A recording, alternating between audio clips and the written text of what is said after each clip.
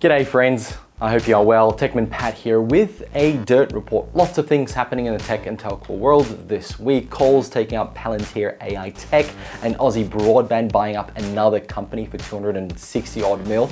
How crazy, lots of things moving really quickly. But in today's video, we're going to go into detail on two topics. Couple of NBN misses and Meta doing Meta things. So let's talk NBN Co half-yearly results and the AI-generated content on Facebook.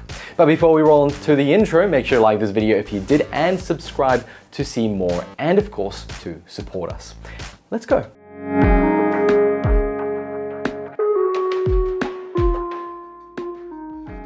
In NBN Co's 2024 first half year results, significant advancements have been reported, which is not a bad start.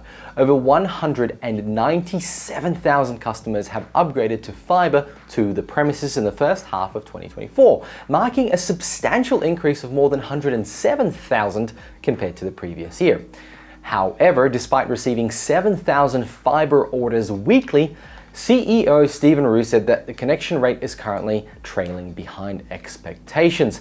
And for those following at home needing that in English, Rue means they just can't keep up with the orders.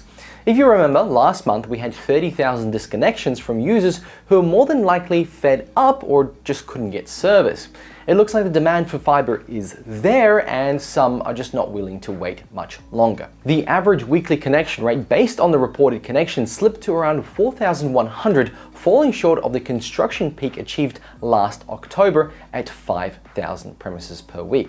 However, according to Rue, he remains optimistic, stating that recent weeks have shown improvements with approximately 6,000 premises physically connected.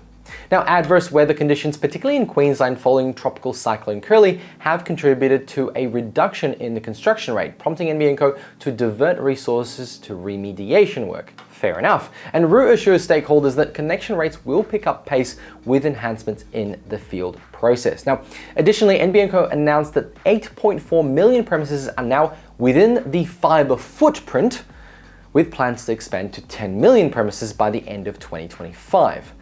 However, on the financial side, capital expenditure rose to over 1.8 billion, with the EBITDA climbing to nearly 2 billion, indicating revenue growth. However, post-tax losses have increased to 696 million Australian dollars. This marked an increase of over a third compared to the corresponding period in the fiscal year 2023.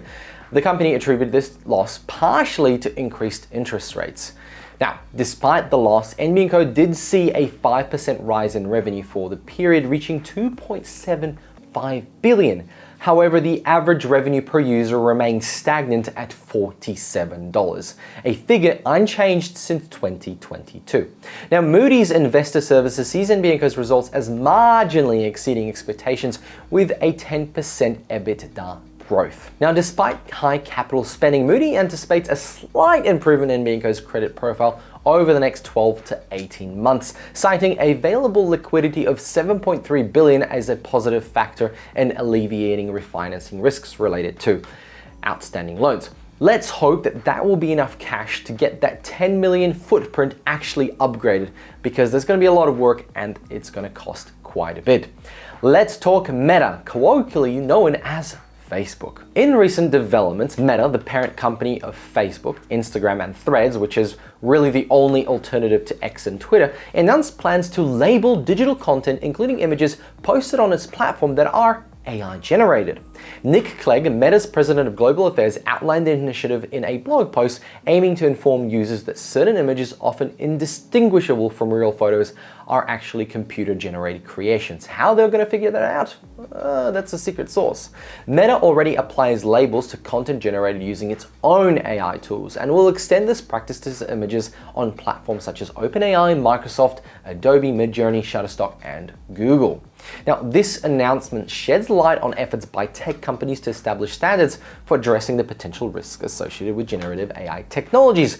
You can remember the Pope having that little jacket puffy thing and everybody thought it was real, but nobody really cared either. And as you've seen, AI tech can really produce convincing fake content from really simple instructions. The approach builds upon a framework established over the past decade for coordinating the removal of prohibited content across platforms such as depiction of violence and child exploitation. Now, in an interview with Reuters, Clegg expressed confidence in the company's ability to reliably label AI-generated images, but noted that marking audio and video content posted a greater challenge and required further development. While acknowledging the technology ongoing refinements, Clegg emphasized the importance of fostering momentum and encouraging industry-wide adoption. We have to do this because it's getting pretty crazy out there. Now, in the interim, Meta plans to implement measures requiring individuals to label their own manipulated audio and video content with penalties for non-compliance. However, specifics regarding these penalties have not been disclosed. Clegg did acknowledge the absence of viable methods to label AI-generated text like that produced by ChatGPT. Now, regarding Meta's encrypted messaging services WhatsApp, it remains unclear whether the company will apply similar labels to generative AI content shared on the platform. Now, this announcement follows criticism from Meta's independent oversight board regarding the company's policy on misleading edited videos, now prompting calls for labeling rather than removal. Clegg affirmed his agreement with those critiques, acknowledging that Meta's current policy is inadequate for addressing the proliferation of synthetic and hybrid content. He cited the labeling partnership as evidence of Meta's commitment to align with the board's recommendations and adopt the evolving challenges of content moderation, with now AI the extra challenge. So friends, thank you very much for jumping into this very short dirt report. Make sure to smash the like button and subscribe for more content like this, and of course to support the rest of the channel. Thank you very much for watching, and I'll catch you all in another one. Bye!